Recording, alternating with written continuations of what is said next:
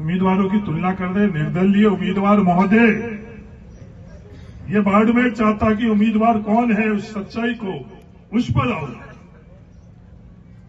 आप एक सरकारी कर्मचारी के सुपुत्र हो। हरीश चौधरी, मैं खुद सरकारी कर्मचारी का बेटा हूं।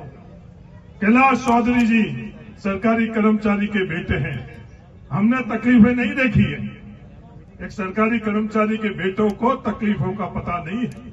जो खुद तकलीफों से गुजर कर आगे बढ़ता है वो तकलीफें उसे ही पता है। ये उम्मीदवार बेनीवाल कौन है, ये सवाल इस बाड़मेर में नहीं पूछा जा रहा है। इस प्रचार प्रसार के अंदर ये बात नहीं आ रही है। जो मीडिया आ रहा है, मेरा निवेदन है मीडिया के मित्रों से कि आप ये सवाल तो पूछिए, उम्मीदवार बेनीवाल है कौन। ये उम्मीदवार बेनीवाल का इतिहास क्या है। उम्मीदवार बेनीवाल एक सामान्य परिवार, जो आप लोग और हमारे जैसे, उस सामान्य परिवार से मेरे पिताजी सरकारी नौकरी के कारण थोड़ा सा एक कदम आगे बढ़ गए थे।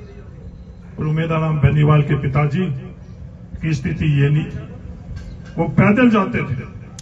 ये दोनों के दोनों उम्मीदवार पैदल नहीं जाते थे, मैं भी पैदल नहीं जाता था स्कूल में। बात बनाने के लिए, प्रचार प्रसार के लिए कह रहे तो अलग बात। ये उम्मीदवार बेनीवाल 4 किलोमीटर तक जब बच्चा, आज बच्चे को अपन थोड़ी धूप लगती है, हमारे बच्चों हमको तकलीफ होती है। और उम्मीदवार बेनीवाल 4 किलोमीटर दूर जाकर और 8वीं तक की पढ़ाई इस उम्मीदवार बेनीवाल ने की। ये उम्मीदवार बेनीवाल और 8वीं से 10वीं तक की पढ़ाई के लिए स्कूल वहां नहीं होने के कारण, वहां से 18 किलोमीटर दूर पुणे के तले में स्कूल नहीं होने के कारण हीरे के ढाणी जाना पड़ा। और उस 18 किलोमीटर दूर हर रोज जा नहीं सकते पैदल, उसके लिए वहां किसी रिश्तेदारों के वहां रहकर और उसने अपनी पढ़ाई आगे की। ये उम्मीदवार बेनीवाल। ये दुनिया नहीं पूछ रही है ये कौन उम्मीदवार बेनीवाल।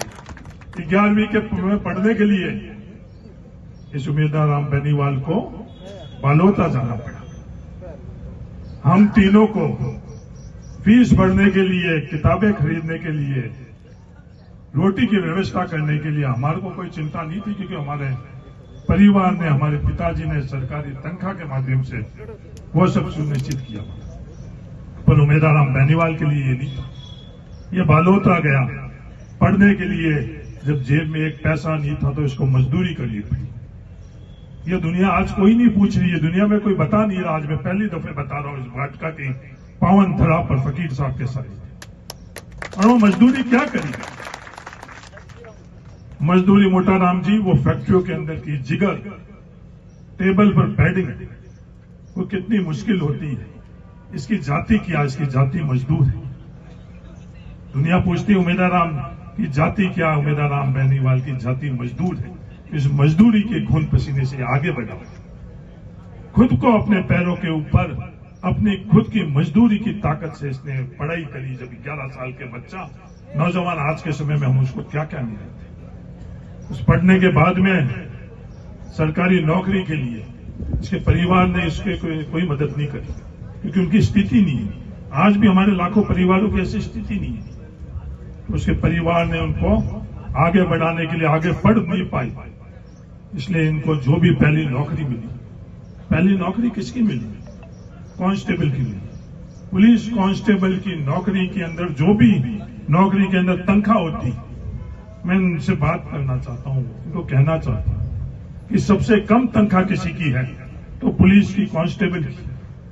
मजदूरी कर और पहला अवसर मिला तो ये पुलिस के कांस्टेबल की नौकरी कर। ये उम्मीदवार बेनीवाल। ये कहीं टीवी के अंदर आपको देखने के लिए नहीं मिलेगा। ये करोड़ों रुपए की जो एजेंसी जिन्होंने खर्च करी भी उसमें नहीं मिलेगा। फिर ये सच्चाई है या नहीं है? मेरे बाड़मेर की जनता से ये निवेदन है, सच्चाई तक आप लोग पहुंचो।